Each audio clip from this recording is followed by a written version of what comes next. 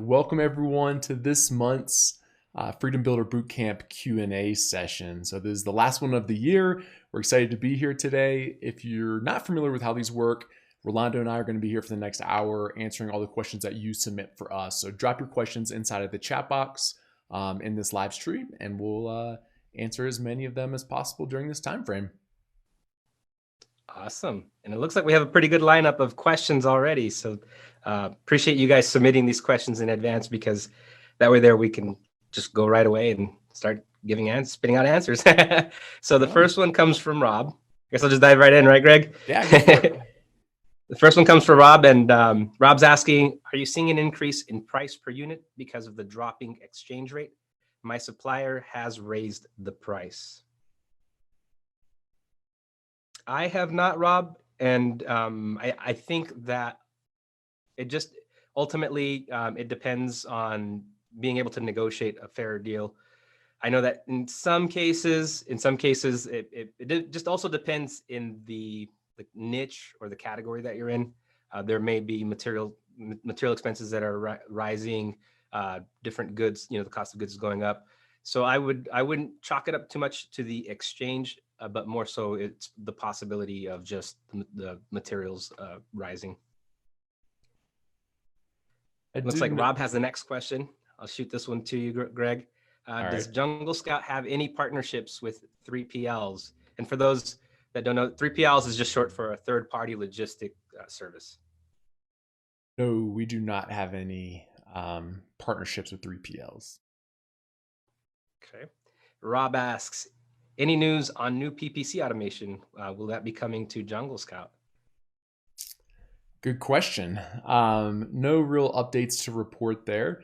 It's definitely kind of an area of business that we'd like to be able to help you all with. So yeah, there might be some updates around that in the, maybe like Q1 or something. But as far as it goes right now, we don't have anything. Rob has the next one as well. How to set up a link to your Amazon store in the A+ content area. I saw while viewing on the desktop, don't know about mobile.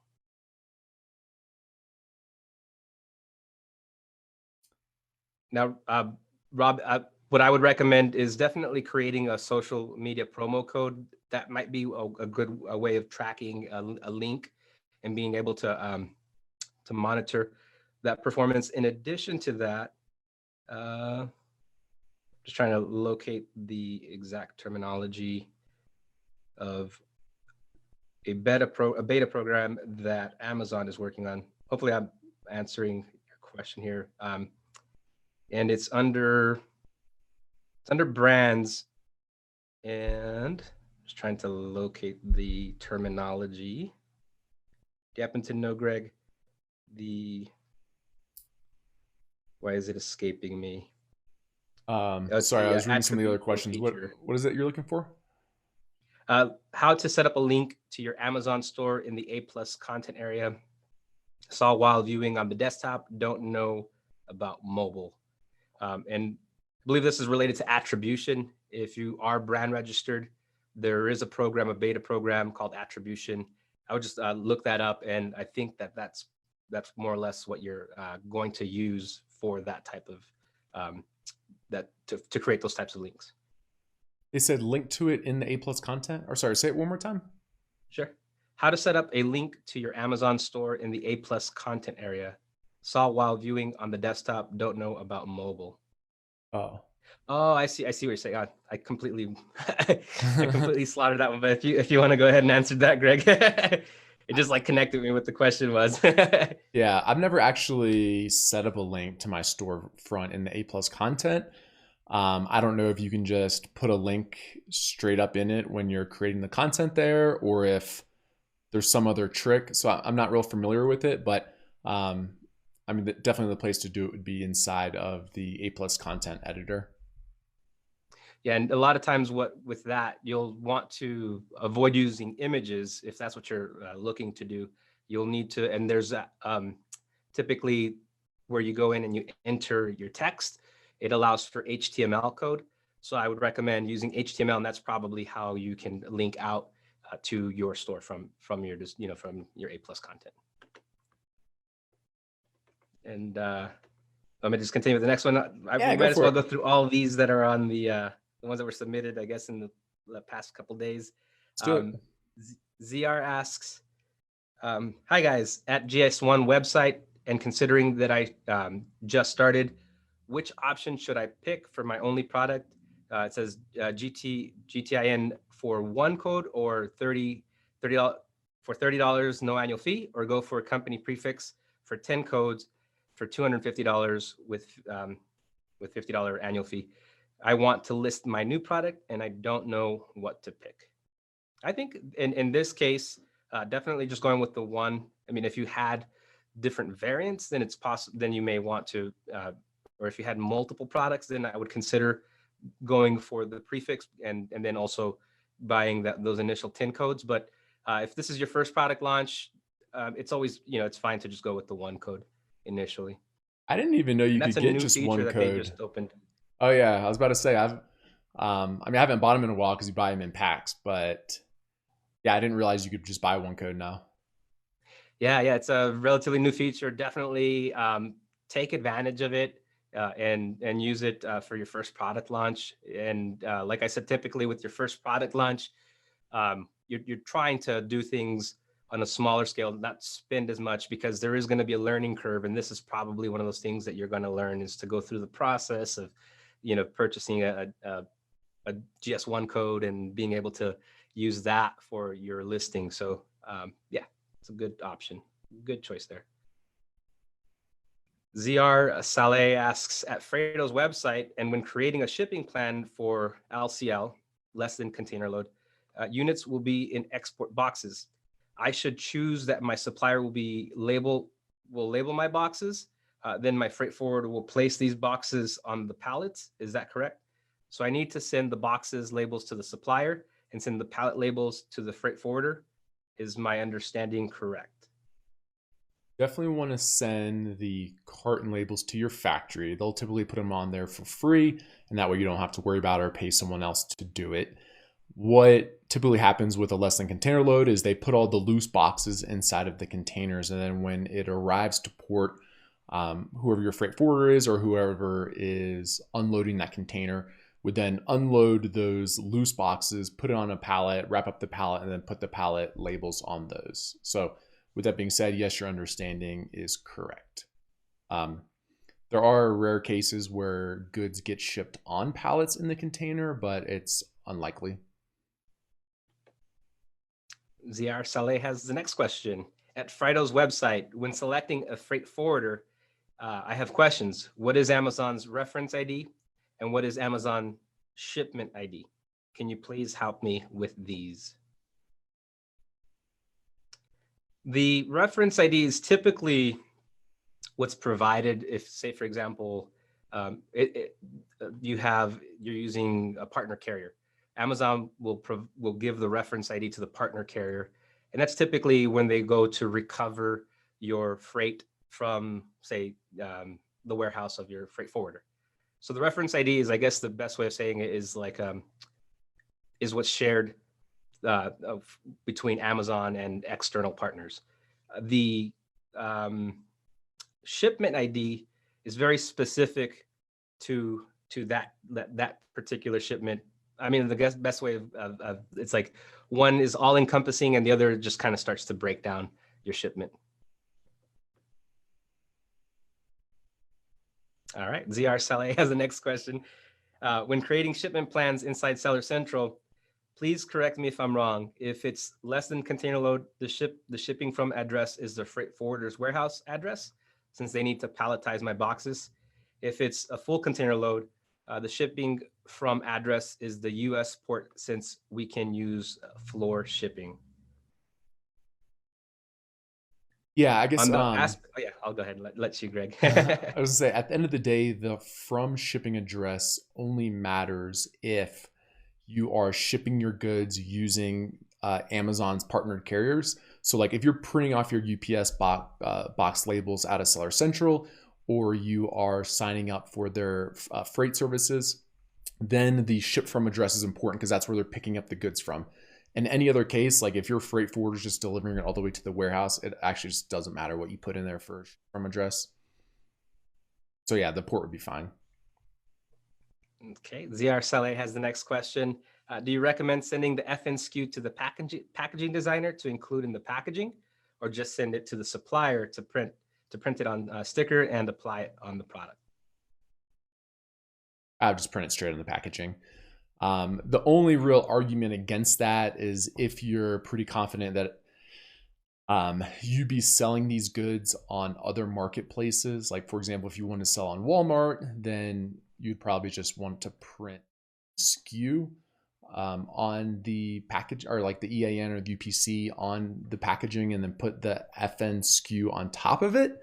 But most people are just selling on Amazon. And I mean, honestly, if you are going to start selling on Walmart or whatever else, you'll probably end up getting an additional shipment made just for them. So I always just print the FN SKU straight on the packaging. Then you don't have to worry about it. All right. Isaac has the next question.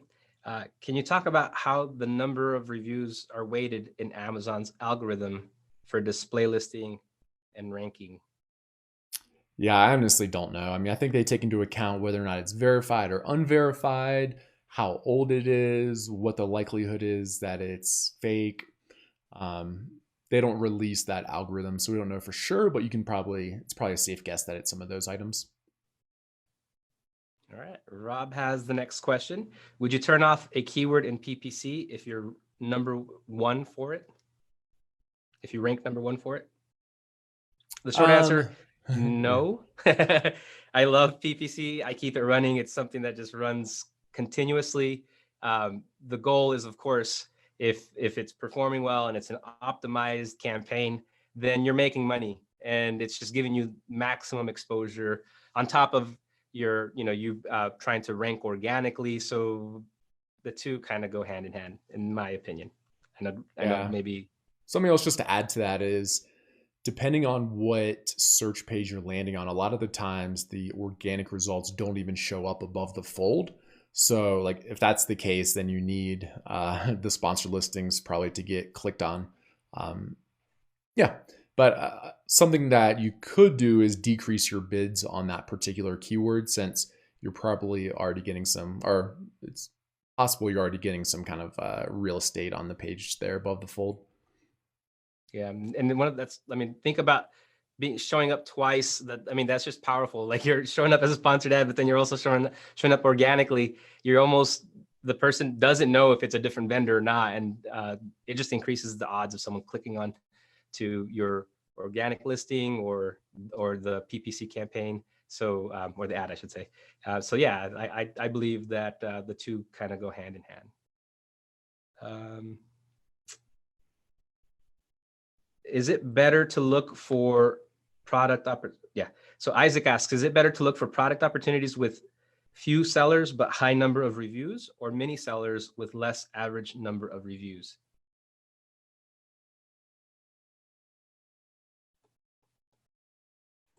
So it's better to look for sellers with, say that one more time? Yeah, so it's more reviews or less reviews but better stars?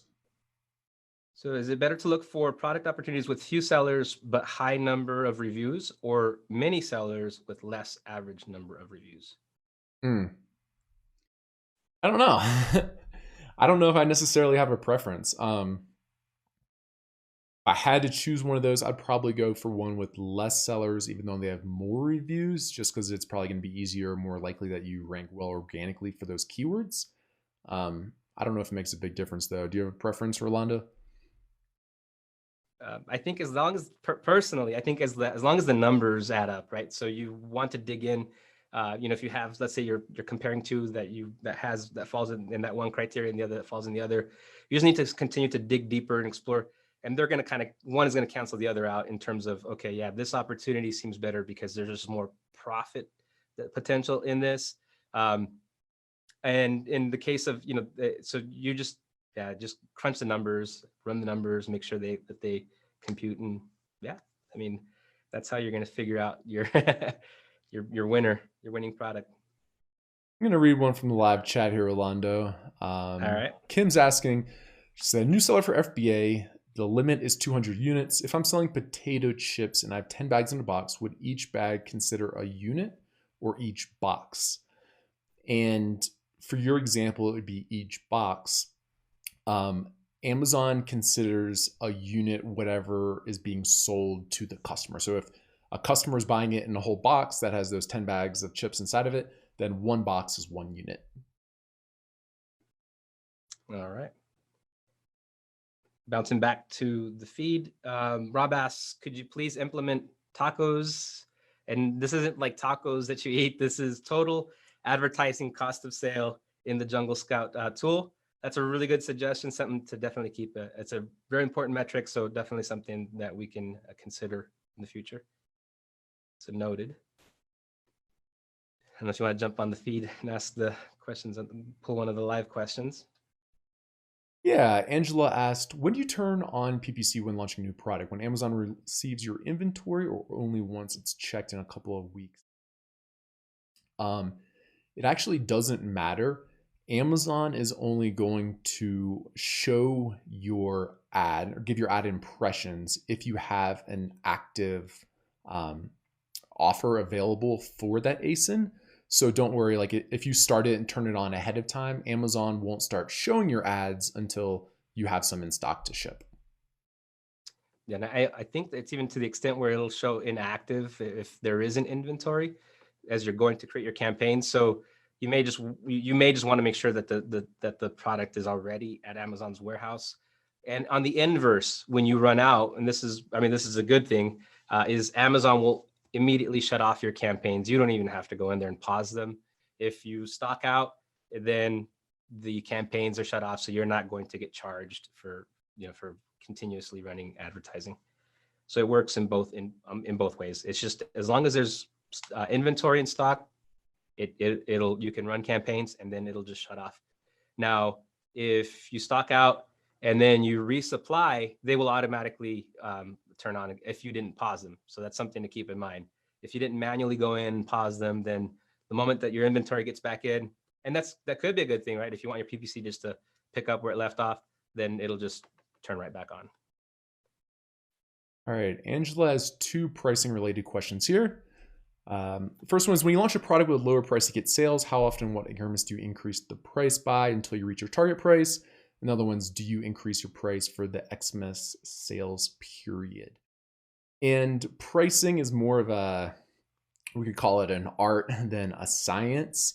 I kind of just make it up as I go, depending on what my competitors are priced at or how well it's selling, or if I think I'm going to run out of inventory, or if I want to be moving more inventory. So yeah, there's not an exact science to it. You can kind of just go off your instinct based off of what the customers would be seeing when they search for it and are purchasing your product. Rob asks, what's the new tool, Sales Estimator?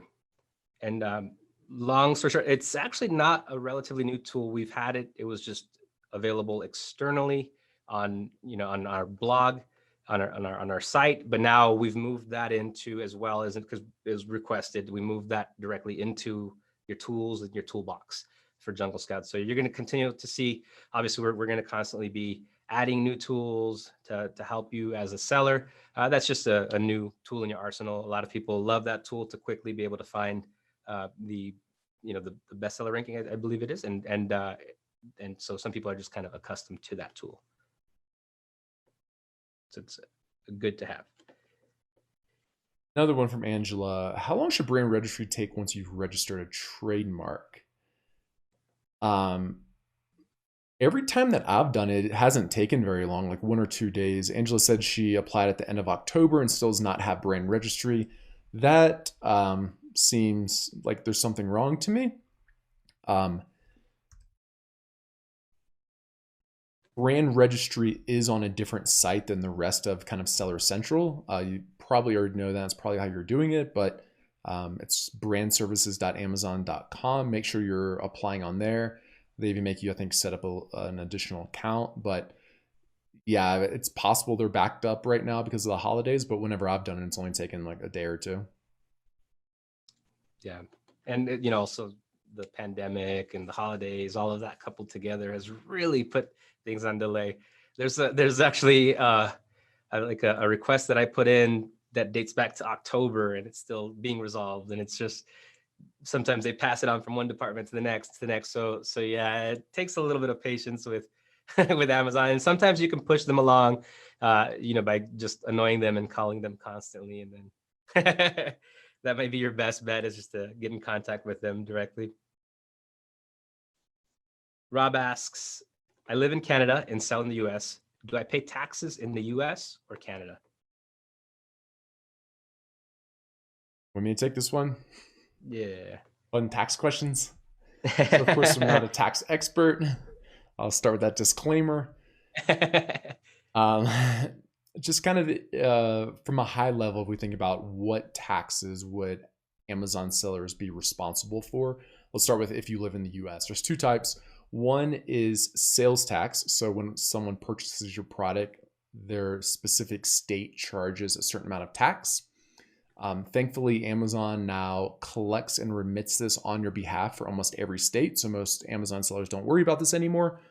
The other one would be income tax. So just if you're, assuming your business entity is a pass-through entity, then when you make profit in your company, then you have to owe the government taxes on that. Now, if you live outside of the US, since Amazon's handling all the state sales tax for you now, with the exception of maybe a few states, but most people just don't worry about it. You probably don't have anything to worry about, but you would still, of course, you would still have to pay taxes in your respective country if your business is taxed there. All right. Rob, Rob says, shout out to Greg and Rolando. I'm about to launch my third product. Congratulations, Rob. That's awesome. Awesome. We love to hear it. Nice job. Yeah, you're always asking questions, which is just awesome. It's telling that you're always hustling, and you're always, you're always doing some really cool stuff. So I'm excited for you, Rob, and your continued success. All right. Jason has one in here. He says, do you have experience or opinions with setting up the quantity-based discounts? For example, what's the typical quantity thresholds you set up, and have you heard of any pros and cons to consider with it? Again, this is not a exact science. It kind of depends what your product is, right? Because like for some products, people aren't even interested in or it's very unlikely that they're interested in purchasing multiple units. Whereas other products, especially like disposable type products, they would be. So yeah, I do have experience setting them up. The way that I think about it is like, okay, how much discount should I offer here that would be like an incentive for someone to purchase more units? And then what would my profit look like on that particular order? All right. And it looks like I have a question here from Rob, and he's asking, Amazon seller support is so frustrating. Any tips on dealing with them or getting a US agent? We kind of just talked about that. I'm dealing with a ticket I put in back in October. A lot of times it's just, you just need to constantly be in contact with them. And if you have an open ticket, it could be even a little easier where you can actually reply within that ticket. So that's, I go at it by all aspects. I try to reply and, try to push things along, as well as contact.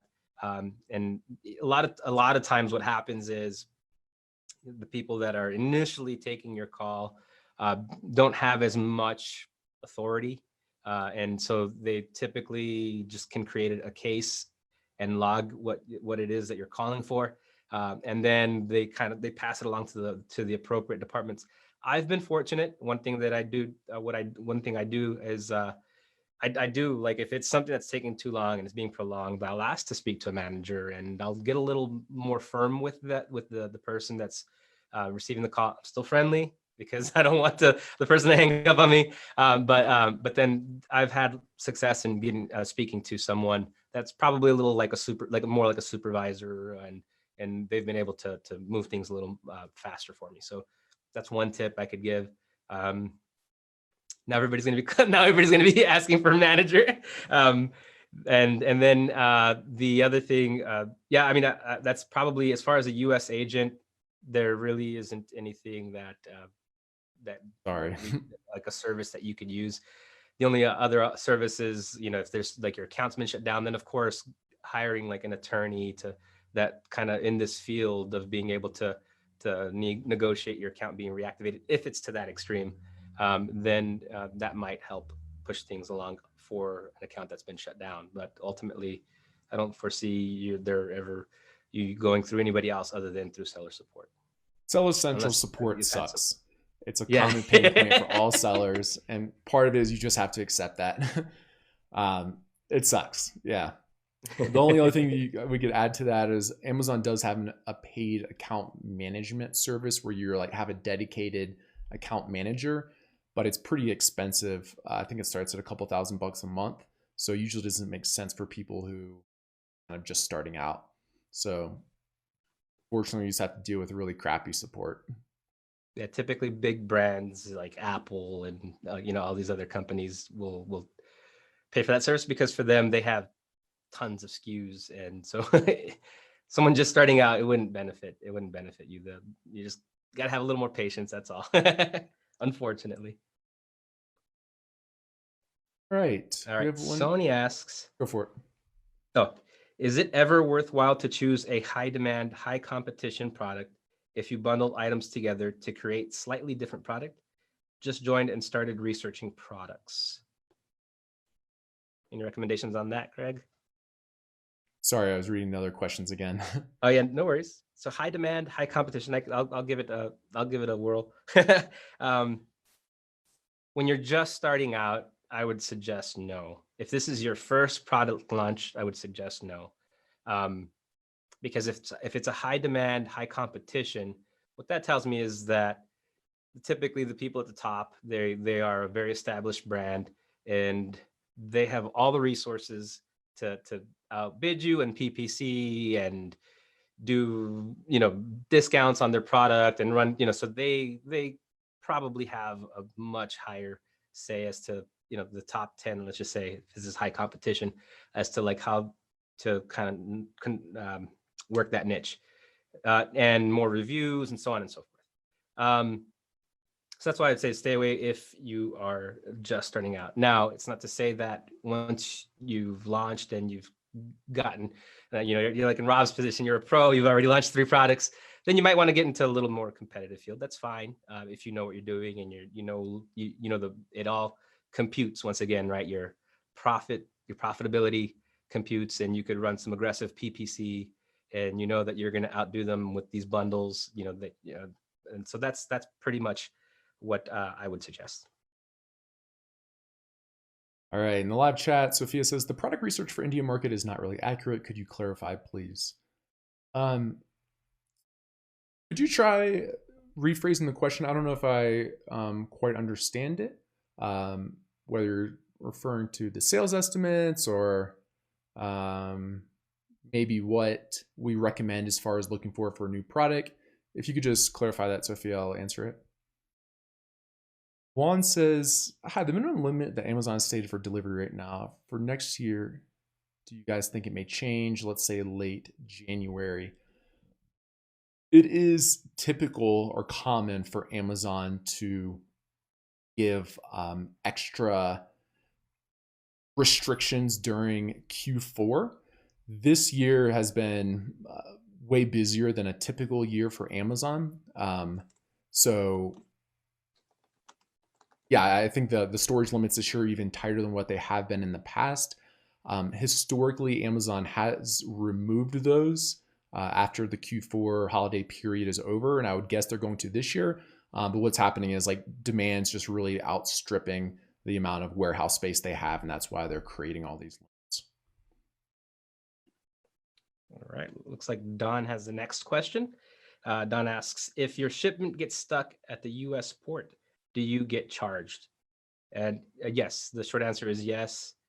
Typically, the duration of time can also weigh on that, and so like it would get more expensive over time, which is why we strongly encourage using a freight forwarder, because they're very familiar with this process, and they will work to get that get it at from cross customs to their warehouse. And even then, if it's sitting at their warehouse for too long of a time, and let's just say Amazon doesn't go to recover this particular product, even they could charge for the time that it spends there.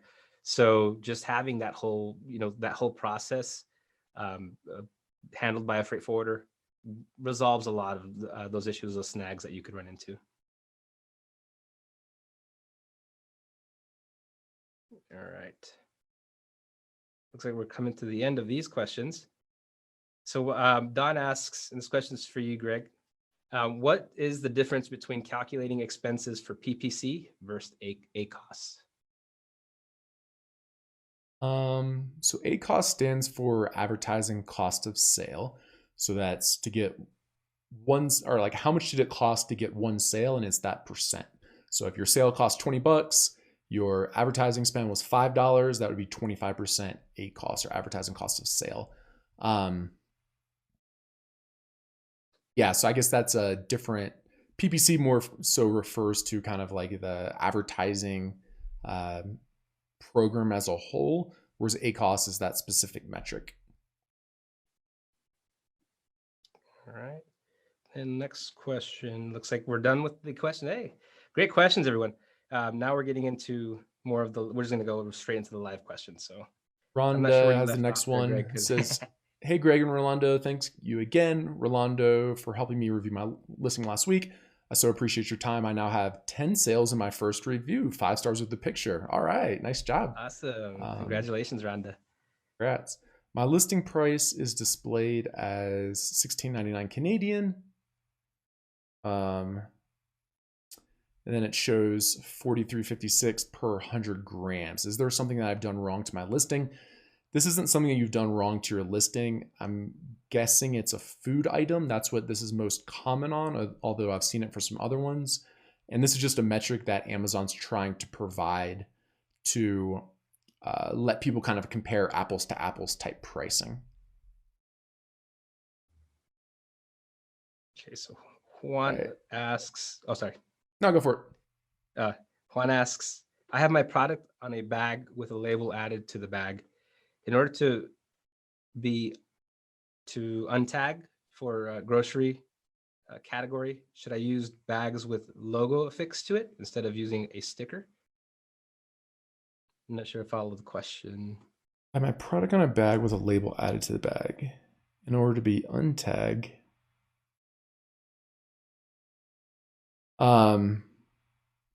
maybe by untagged he means like right now, like ungated. Okay.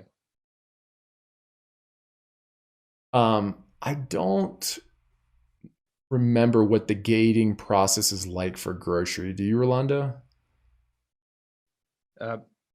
Typically with grocery, you're going to just have to follow what Amazon requires. There's no way to skirt around it. If it's a gated category, if it has a tag or it doesn't, my understanding is that you just have to follow their protocols. Getting ungated isn't necessarily, or getting into a gated product isn't necessarily a bad thing, but it is going to be all the more challenging because there's going to be more requirements. In this case, they're probably going to require you to, to submit the invoices of the products that the groceries that's being submitted, and they're going to ask for all types of documentation, and you just have to follow the protocols to get ungated. And as far as I know, I don't believe that there's a workaround. If it's a gated category, just by not having a tag, then you still probably run the risk of having to provide them some additional documents, and that's all that's going to happen. All right. George says, I want to sell on Amazon.ca and Amazon.com. I went live this month on Amazon.com. I have a shipment going to Amazon.ca. However, to do that, to create unique ASINs with a unique UPC. You shouldn't have to it makes sense you'd have to create a unique ASIN. You shouldn't have to create a unique UPC for a Canadian listing. Am I better to use build international listing, which therefore use my Amazon.com listing, or send the inventory in there? By shipping internationally from your US inventory or stock, it kind of simplifies the whole process, and they can ship it to, or they can deliver to Canada or Mexico or even international further. The downside there is, like you mentioned, you do have the storage limits, and then it's also not going to be as an enticing offer because it's going to take longer to get to the customer. So you kind of have to weigh, like, is it worth it to you to have the added complexities to maybe sell a few more? Or since demand in Canada and Mexico is pretty low compared to the US, would you rather just have the simplicity? Right. Juan Looks said, like. will the Jungle Scout tool be available in Spanish for 2021? Rolando, did we release the new languages for the web application? Um, I know that we're on the verge of adding additional languages, but I don't. It hasn't been official yet. Like it's not official. Okay. But Yeah, I know we just were to answer your working on it. question, it will happen. I guess, right, Greg? Yeah. So We were working on so like you're five in more luck, one. languages, and Spanish is, of course, one. So, yeah, if those haven't been released yet, it's going to be soon. All right. George asks, can we get a recommendation list of 3PL providers? I can, yeah. What I'll do is I'll work on something because I know that is like a topic of discussion. So I'll see if we can maybe by the next live coaching call we'll have a little rundown for you to work with. But if anybody that's watching here, if you recommend a 3PL service, feel free to drop it in the chat. I know that many of you are using 3PL services, so I definitely. will. Yeah, I was just going to add that right now, all 3PLs are struggling because demand has already increased a lot because of COVID. And then we have Q4 stacked on top of that. And like in this year, e-commerce sales increased as much as they had in the past 9 years combined, from like a percent of penetration of retail sales aspect. So this year we've just seen this incredibly huge growth of e-commerce.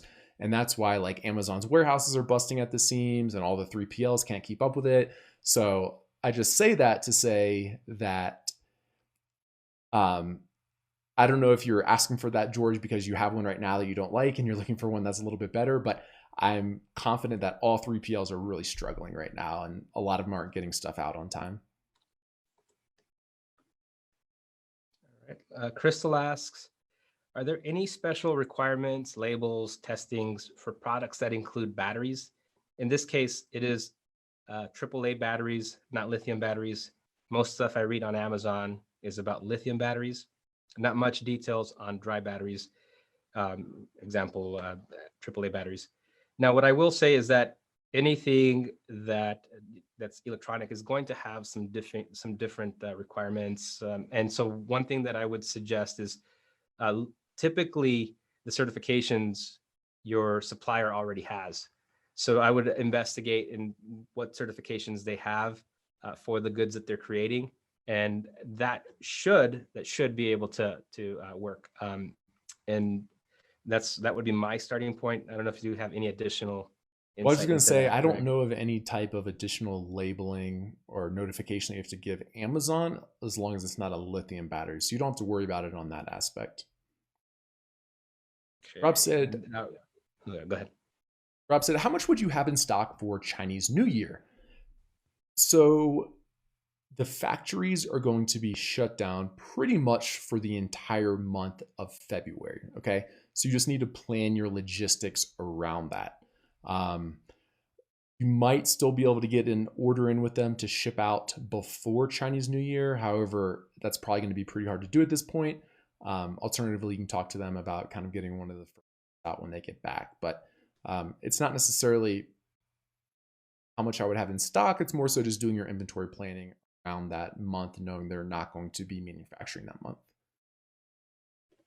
One asks, if I have one product with two variations, when printing the FNSKU, do I need to print the one FNSKU from the parent list and one from the child, or both from the child list?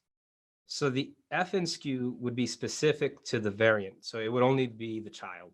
So whatever label that you want to have, either your designer or if you want like the supplier to create stickers in China, let's say for example, because the design is already created, then it would be based on that particular variant. So yeah, so the parent is not associated with that at I'm all. pretty sure parents actually don't have FN SKUs. They do have ASINs, but I don't think you can get an FN SKU for a parent. Correct.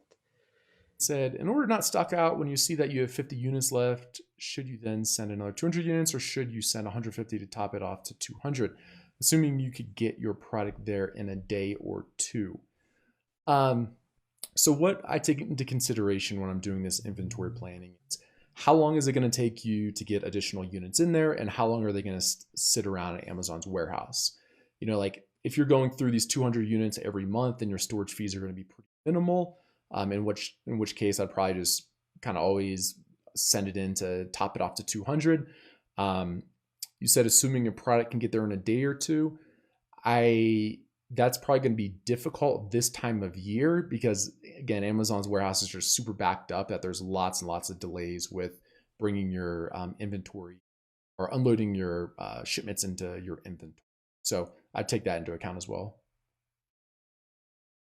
Yeah, that process can take up to a week, if not longer in some cases. So that's why it's best, the sooner that you can get it in, the better. And like Greg says, it really does come down how quickly it can move.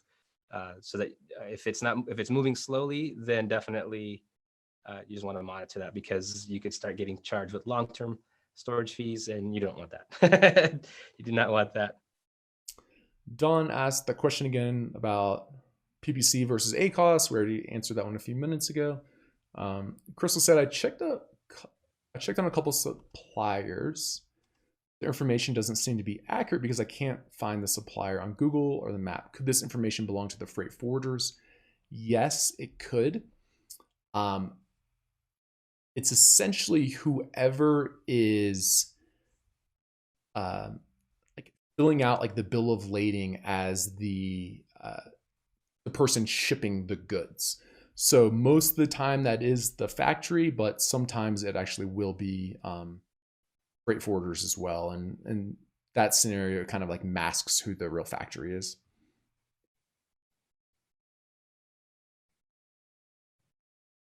I lost where we're at. Sorry, Greg. Said, is there normally a delay in a review showing up on a listing? I received a review yesterday, but I still do not see it showing up on the listing.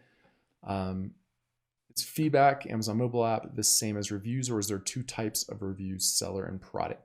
There are two types of reviews. There is seller feedback, and that's going to show up on your seller profile. And then there's a product review, which is specific for a product, and it shows up on that product listing. The latter is much more important. Most customers don't even know that sellers get reviews or feedback, and they usually don't take it into account in their purchasing decisions. So the product reviews are more important. And no, there's typically not a lag in them showing up. All right. Isaac asks, is there an ERP accounting system that integrates well with Amazon to import sales and break out seller central fees, etc.? Inside of Jungle Scout, there's kind of like the sales analytics, and in there they break out all your different fees. There's also like a P&L statement in there from that. If you're looking for something more robust that like integrates with QuickBooks or something like that, there's one software called A2X, which downloads your orders into QuickBooks or Xero. Yeah. Karam asks, hi, where can I find material regarding UK FBA? Specifically, what type of material, I would say, because typically they go hand in hand. Of course, there's going to be variances, but once you learn how to sell in Amazon US, it should help with on the UK front as well. But if there's like a specific resource you need, just let me know, and I'll look into that for you to see if we have something available. We do have, and this might be helpful, is we do have the $1 Million Case Study Season 3, which was a product launch in the UK.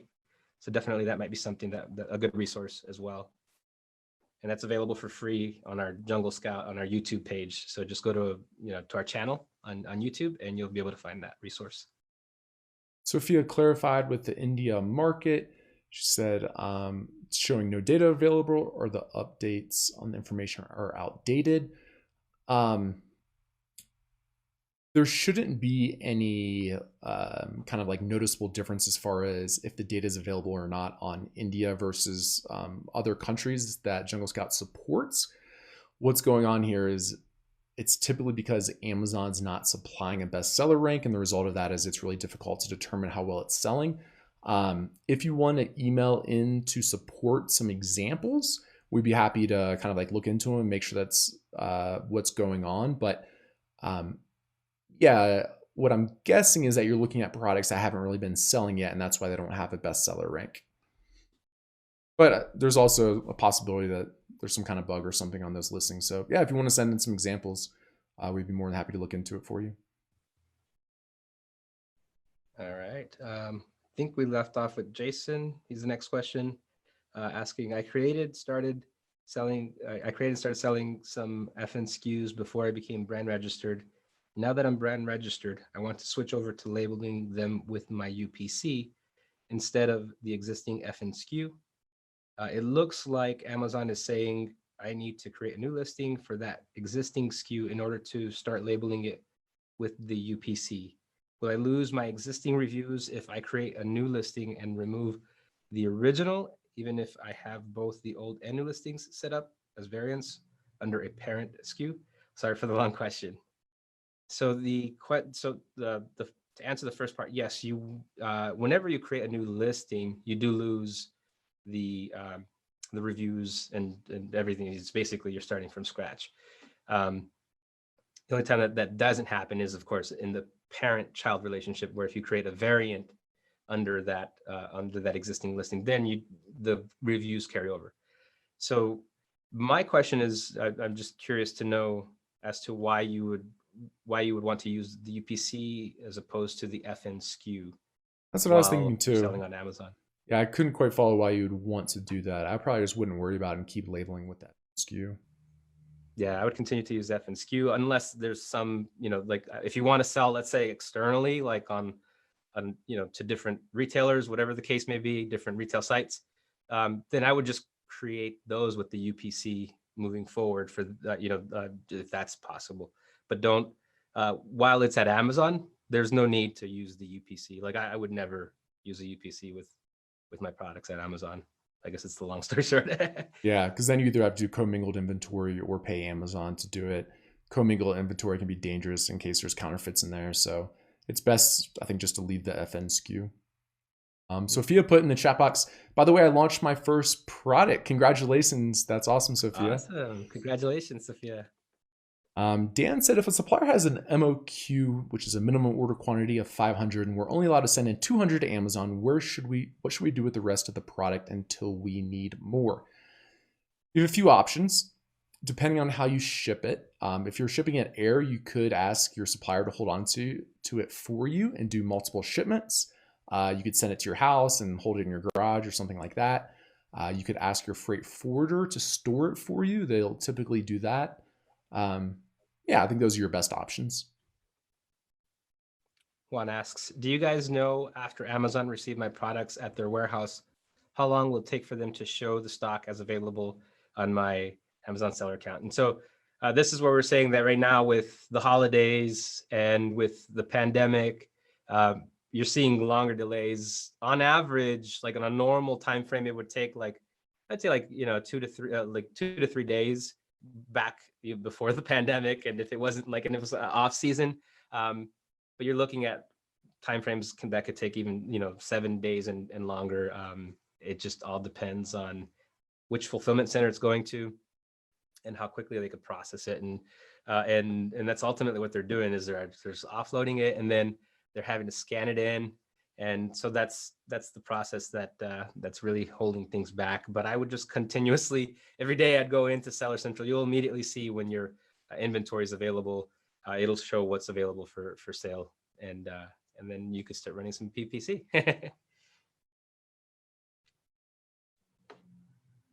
All right. The next question is around Amazon posts. If we have any advice or strategies around it. For those of you who aren't familiar with it, Amazon Post is kind of like it's like a social media type platform that Amazon's trying to build. Um, my understanding is, I guess I haven't really heard anyone who's having a great amount of like success or luck with this particular program, so I haven't spent much time on it.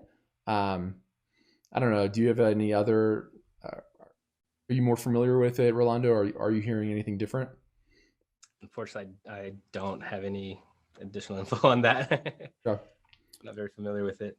Angela says, is there a report in Seller Central that you can run to find out the total sales for a product? Which details of any coupons, discounts, returns, number of units sold, price of each unit, etc. The reporting inside of Seller Central is a nightmare.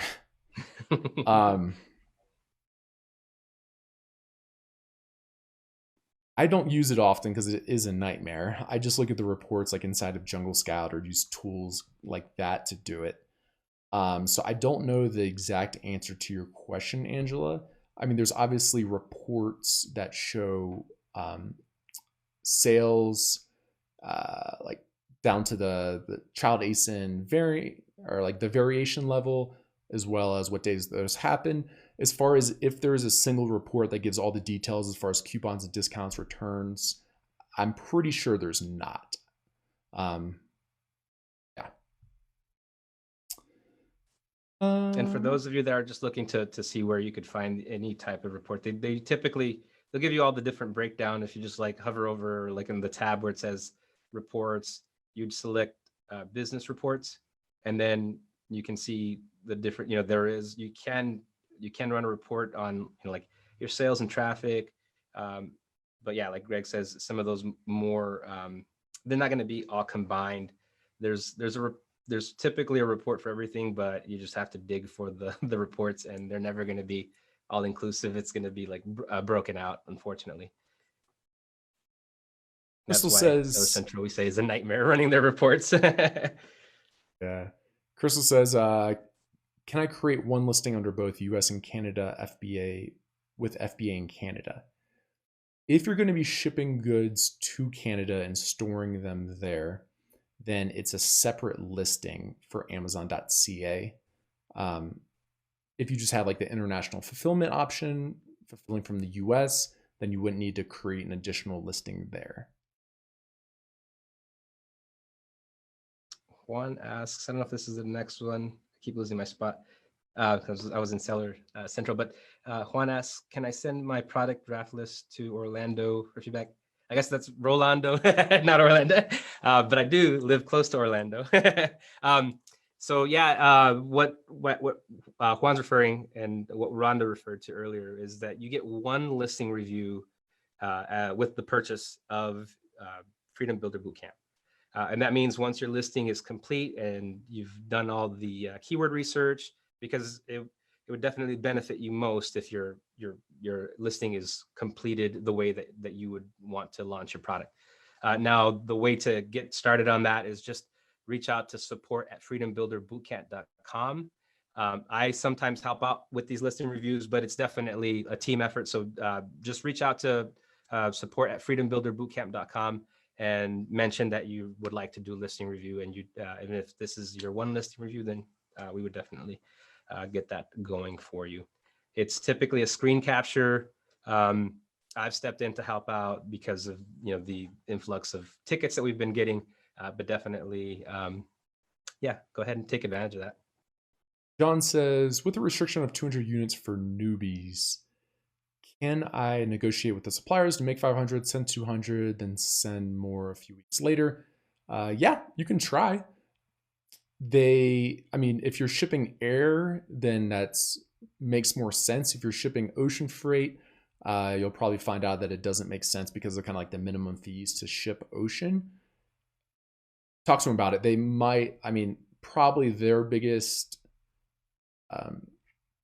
they probably want it out of their warehouse a little bit. Probably their biggest concern is when they get paid. So if you pay them at the 200 units, even though there are a few hundred there left, they're probably more likely to do that for you. And next one is Angela. Angela's asking, what do you do if a customer leaves a review as a seller feedback? For example, the customer gives 5-star seller feedback and says beautiful Santa suit, uh, which should be a product review. Can you ask them to put it as a product review instead of a seller feedback? And unfortunately, no. Remember, we can never request reviews or anything like that, or even if it's in the wrong. Now, because in case you're not familiar, there's the seller review and then there's a product review. The seller review is about your store overall. Now, the beauty of it is it's a 5-star, so definitely it helps because people do look into that if the seller is legitimate, if they're a good if they're a good seller, because in most cases this mostly applies to people who do seller fulfilled by merchant, and they're shipping out the product themselves, so people will rate them on the speed of the deliver of the product, how it was delivered, was it damaged, and so forth, so on and so forth. So they can leave reviews for that. Now, the on the flip side, because if you're doing fulfillment by Amazon, then they are responsible for all the customer service, all the shipping.